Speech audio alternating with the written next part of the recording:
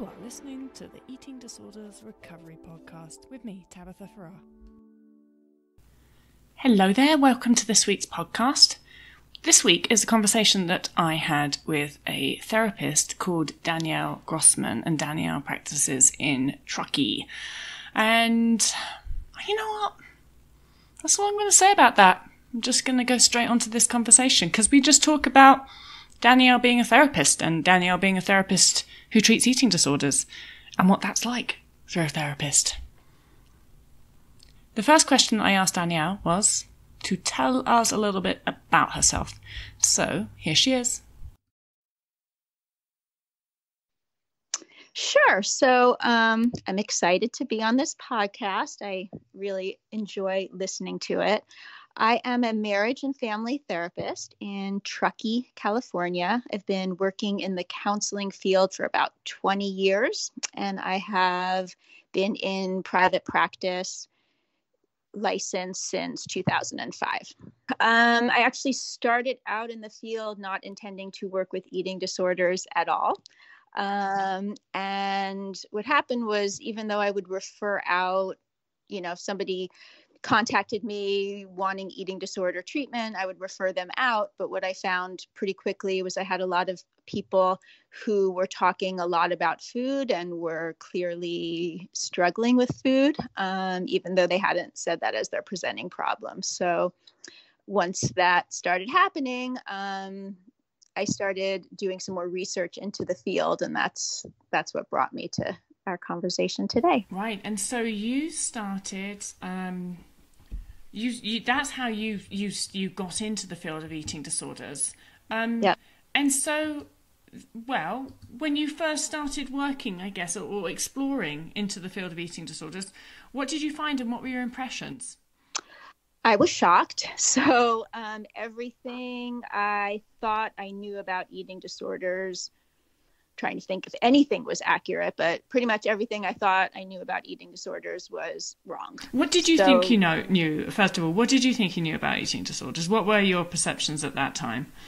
Yeah, so I'd say the main theme of everything I had learned was it's not about the food. So it's not about the food. It's not about the food. It's about using food as a way to cope with underlying emotional and psychological issues. Mm-hmm. So that's the pretty typical psychotherapy stuff, isn't it? I think so. Mm-hmm. Yeah. But then I guess though most people and a lot of therapists that might then start getting interested in eating disorders, they are told that, and I think that many accept it. So it sounds like you didn't. Well, it wasn't working and it didn't feel right and it wasn't adding up. So, in other areas of my practice, people were making progress. My main focus starting out was relationships. So I do a lot of work with couples therapy, individual therapy focused on relationship work, and people were making great progress, and not so with the eating disorders. It wasn't making sense to me because what I learned was it's about these emotional, psychological problems. But I had, most of my clients did not have eating disorders, and a lot of them had these same emotional and psychological problems. But so what was actually differentiating them? It wasn't making sense. It wasn't adding up. Right. So that's really interesting. You were seeing, as you said, emotional and psychological problems. That's across your practice as a therapist. Yeah. And what you were seeing, though, was that the tools and the techniques that you were using with people with eating disorders were just not having much effect. Right. And I also, I don't know how much of this is now I see things more clearly in retrospect, but I do think even at the time, I could feel that there was something off because the way that we were talking about food and eating behaviors, to me, was increasing the amount of shame and self-blame that my clients were experiencing.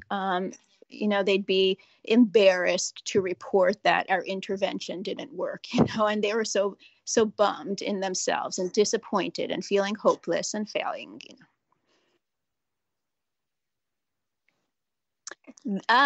Well, thankfully we have the internet. So that was one tool. So I and I was trying to put the pieces together of how it all unfolded. But, I started voraciously reading all of the research.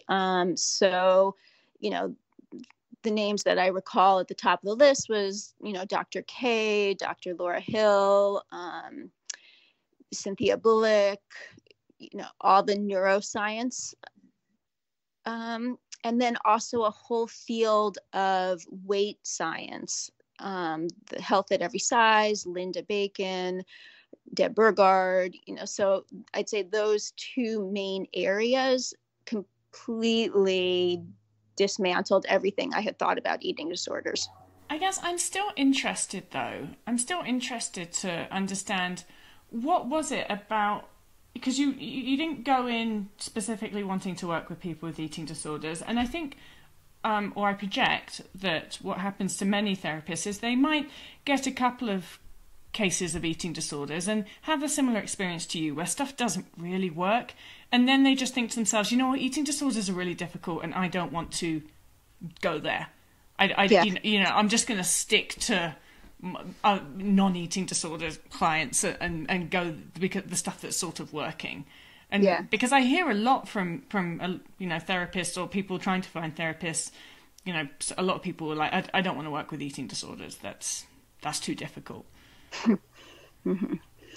So yes. I guess my question is, though, why did you not take that? Why did you not just decide, I'm just not going to work with people with eating disorders? What made you decide, I'm actually going to explore and research and try and work out what's going on here? Oh, that's a good question. I don't know. I don't know how to answer that. I think I think it's more one thing led to another. I guess when I started researching, what I found was it was fascinating and amazing, but I also became very angry at how wrong we're getting it and how much suffering is going on as a result of that. And I think in particular, the pathologizing people, it kind of reminded me of, it's like housewives in the 1950s who were having all these hysterical problems, and it's because they have low self-esteem and they're overly controlling, and it's like, no. They're responding to a threat. And I saw the same thing, once I did the research with the eating disorders, like all the behaviors that we pathologize as controlling or acting out your feelings or stuffing your emotions. It's like, these are understandable responses to threat. And I think I was just, it's like once that came into my consciousness, I was hooked. I definitely understand the feeling angry at the field. Luckily for me, I wasn't ever really, I wasn't in treatment. So, and I know that treatment certainly is helpful for some people. I also know that treatment as it is also largely unhelpful for maybe the majority of people, which is the sad part. But as a treatment provider, I sometimes get the impression that as a therapist, you can't really say bad things about psychotherapy. Yeah. Yeah. And I mean, even preparing for this podcast, it's like, how do I diplomatically talk about these things? Exactly. Because I can say bad things about psychotherapy because I'm not a therapist. Yeah.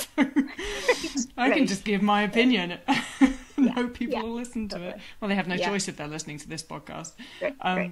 But so that's a bit of a different situation for you. And I'm interested. You obviously feel very strongly about these things. I do. Yeah.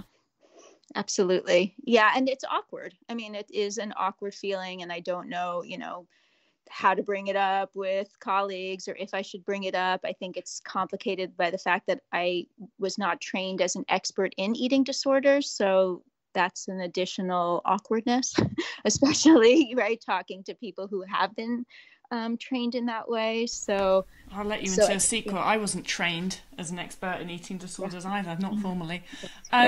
So though, let me explain to me the difference. I think I know the difference, but I'd like you to just explain what started to happen differently when you started to use different methods to understand and talk to and treat people with eating disorders.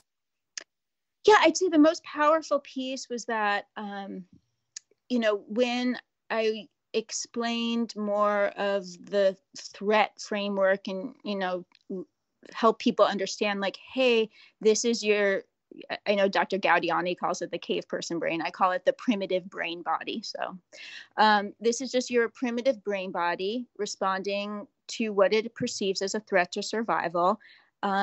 This isn't about you trying to control things. This is, again, an understandable response because your brain body thinks you're under threat to getting the food that you need. What I see is it doesn't usually click immediately, but within a few sessions, there's a very visible and, a feeling of relaxation almost. It's like a letting go, like they can breathe. It's like, oh, okay.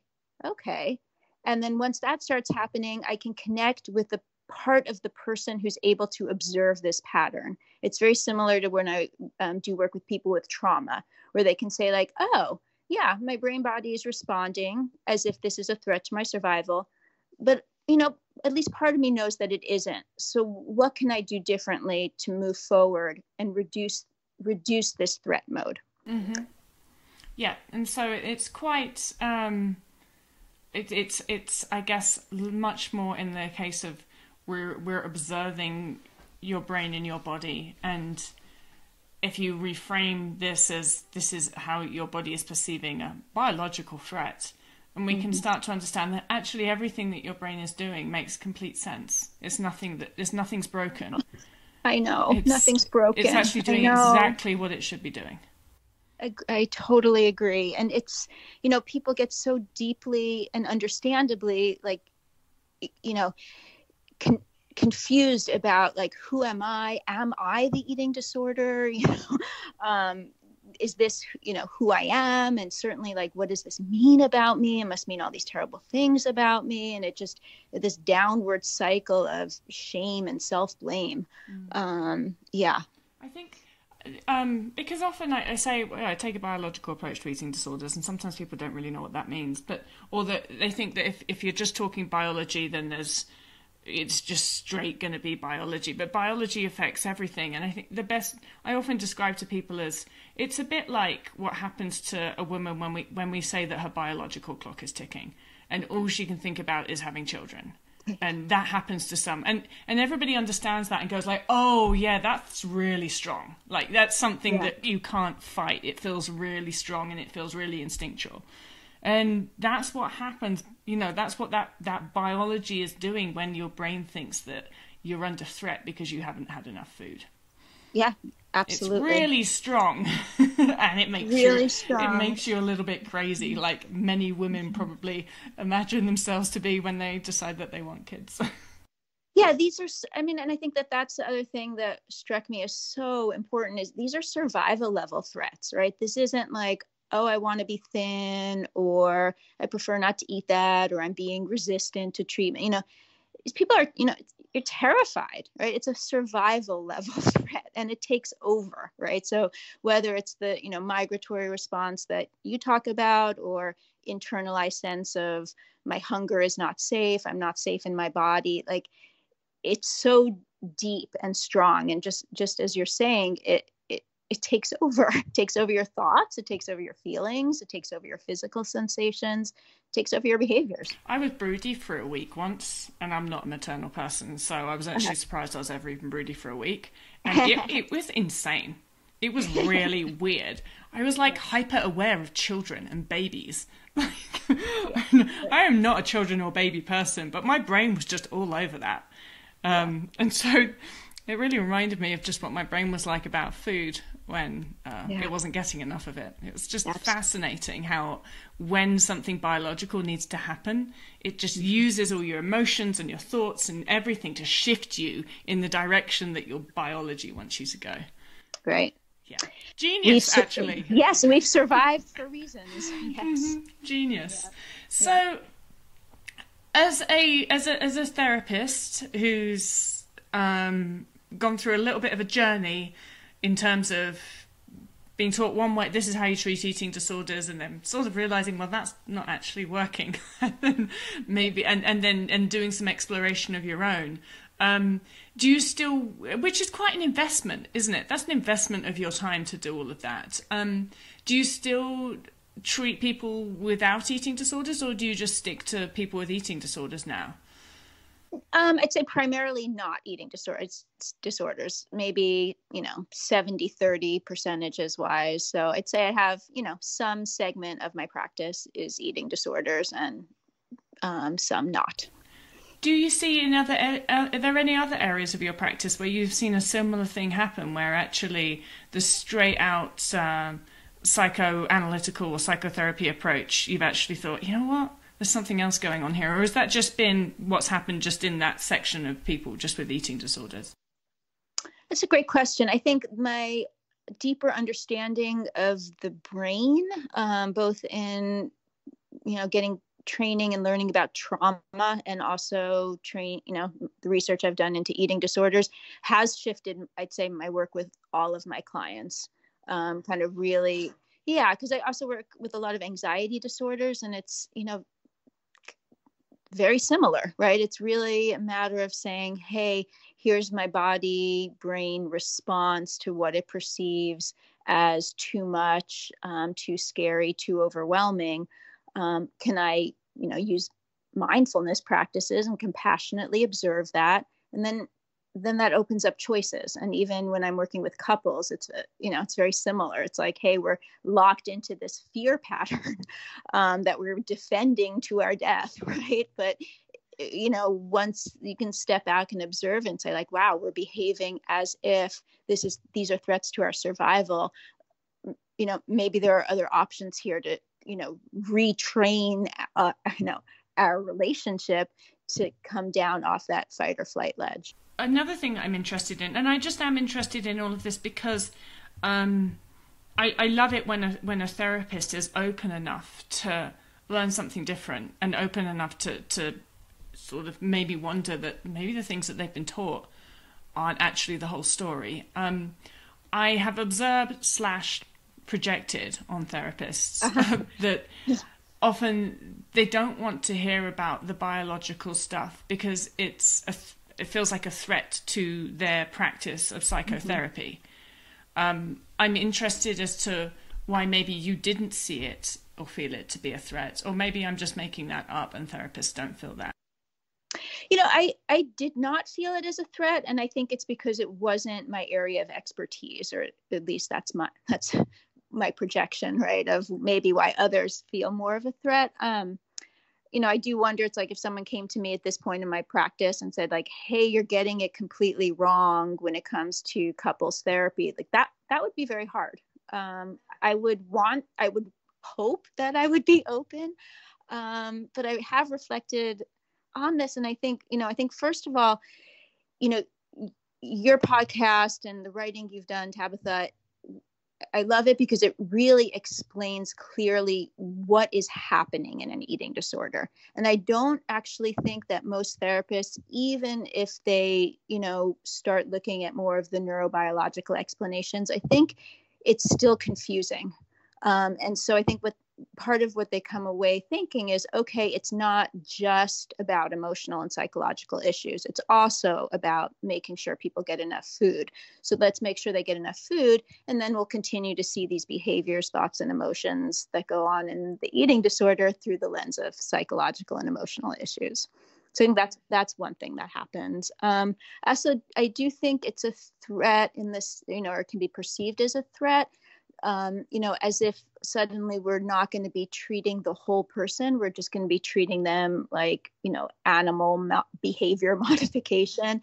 It couldn't be further from the truth. I mean, the recovery process from an eating disorder is, it's terrifying. You therapist has to be present for the whole person and everything that they go through. And of course, I'm interested in hearing their stories, and anything that comes to the table psychologically or emotionally is completely relevant and important. And I do think that sometimes people get into an either or mindset, like, oh, we only can treat the biology. That means we're not going to be able to treat the whole person.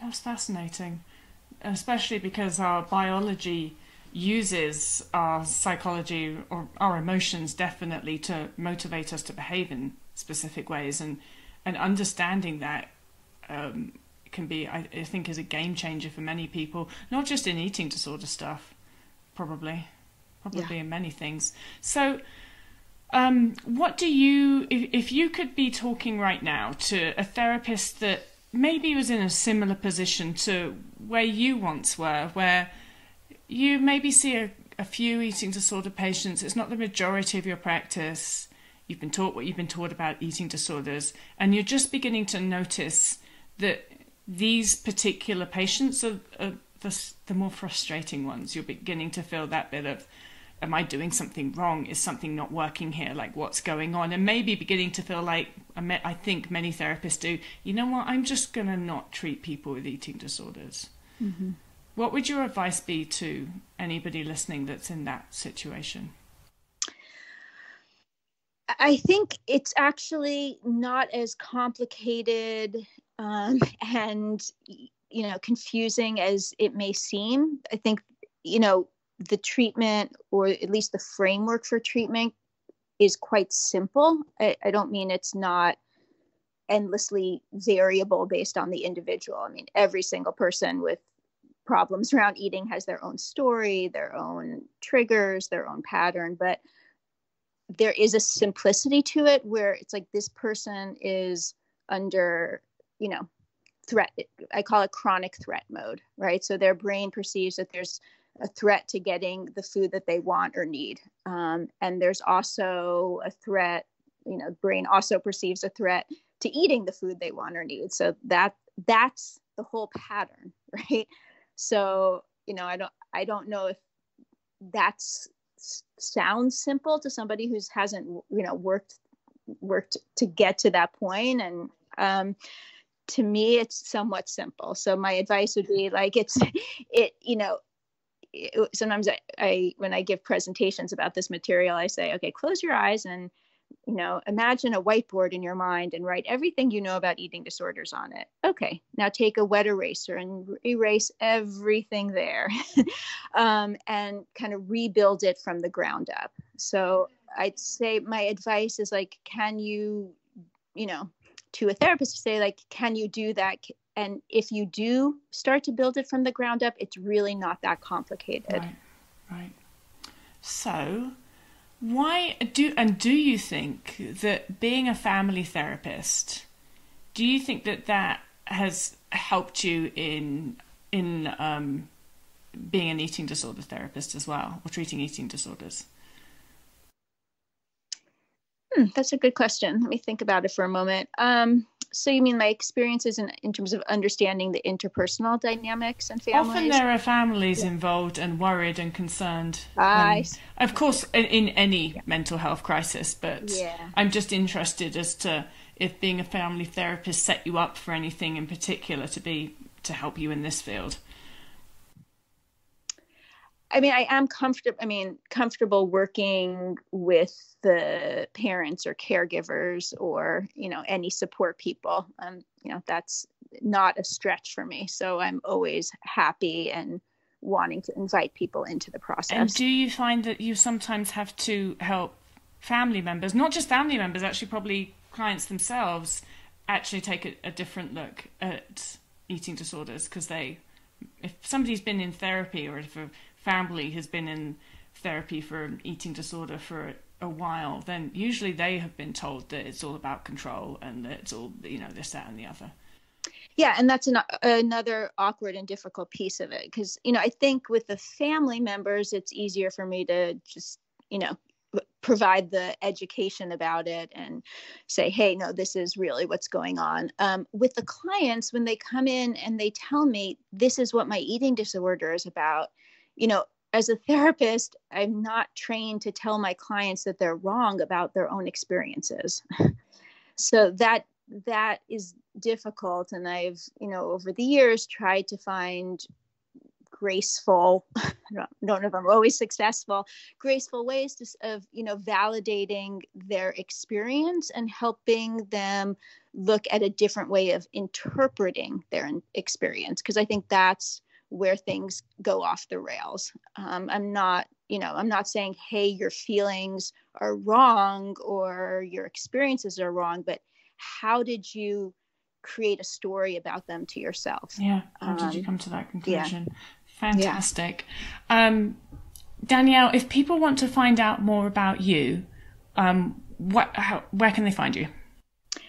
Well, I'm not on social media. Good for you. So they have to come to my town. No. I'm always happy to get email feedback or questions, or, anyone wants to talk more about any of these things. I am open and interested. Huge thank you to Danielle for coming on and talking to me about something that's a little bit controversial, really, if you're a therapist, isn't it? And so it makes me think, and I know that Danielle and I have discussed this via email, makes me think there should be support for therapists. There should be support for therapists that are in that sort of situation where you maybe want to learn some science and some biology and really treat the whole body. And that might differ from what you've been taught. And that's probably quite difficult, because I can just imagine that's quite difficult. There will be a part of you thinking, well, no, I think this is right. But then another part of you thinking, well, is this really right? And am I being responsible by going off on a different track? I don't know. I've never been governed by governing bodies or anything like that. So I imagine it's quite hard. And I'm just really happy that there are people like Danielle who are brave and who just say, you know what, this isn't working. Something has to change. And I'm going to look around, I'm going to dig around, I'm going to do some work, and I'm going to find out what other people are saying and what actually people who have recovered are saying. I'm just so thankful. So much gratitude to Danielle, and for anybody listening who's a therapist or a dietitian or a professional in the field, and you just started to look around and think a bit differently. Thank you. So I actually recorded this podcast a while ago, and this is somewhat of a confession. I just didn't get around to editing it until weeks after I recorded it. And I've often had thoughts about, can I really keep this podcast going? It's been 3 years and it's a one-person show and it's a lot of work. But then every time I think about maybe stopping the podcast, I feel kind of sad, is the truth. I don't want to stop the podcast. But I have noticed that I'm a little tired at the moment. And I'm not tired because I'm overworking, actually, for once. Or maybe not. I've become a lot better at that. I don't tend to overwork. But I think you do something and for a long time, and it just sometimes, find myself getting a little bit, I need a break. So I might take a little bit of a break. I might take a little bit of a break from the podcast for a month. And, I've started rewatching Downton Abbey. And I've also started rewatching Father Ted. So I might just spend the time that I would have spent editing audio watching reruns of mindless shows that I've already seen, because I actually think it's so important to just have some completely unproductive time in my day. And I'm so enjoying doing things like that. So I'm going to take a month off, a little bit of a break, and then I think I'll be back with renewed energy. Because I do love this podcast, and I love it because I put a lot of work into it, many hours. And I love it from the notes that I get from you guys who listen. And you, the people that have written me emails over the years, you're the ones that keep this going. You really are. Because every time I think to myself, you know what? Maybe nobody listens to this thing. Maybe nobody listens. I could just shut it and nobody would shut it down. Nobody would notice. Every time I'm thinking along those lines, or maybe I'll just stop. I get an email that inspires me not to, because it's usually an email saying thank you. That podcast really helped me in some way or another. And that, believe me, is the thing that makes me happiest. So, for everybody that's kept this podcast going for 3 years, thank you. And I'm just going to take a month off, but I'll be back. So I hope that you'll be there when I do come back. Thanks for listening, and until next time, cheerio.